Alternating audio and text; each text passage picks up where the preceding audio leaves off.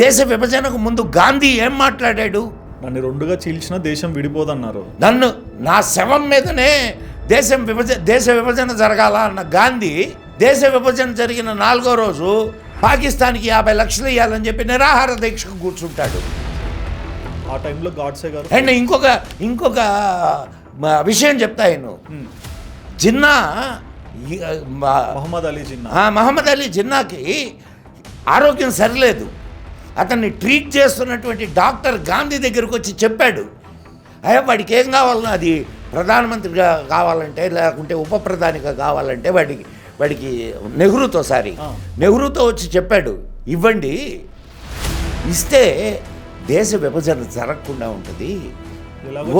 ఓ కుచ్ దిన్ కా మెహమాన్ పాకిస్తాన్ వచ్చిన తర్వాత 3-4 నెలలకు చచ్చిపోయాడు.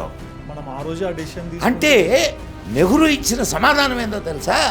వాడు నా గేట్ దగ్గర చప్రాసిగా కూడా పనికిరాడని చెప్పాడు. అధికారం కోసం దేశాన్ని విభజించినటువంటి ఈ దుర్మార్గులంటే మత మార్పిడులు వీళ్ళ అండ లేకుండా ఎక్కడ జరిగింది? ఇప్పటి వరకు భారతదేశంలో మత మార్పిడులు జరుగుతున్నాయి అంటే కారణం కాంగ్రెస్ ప్రభుత్వం.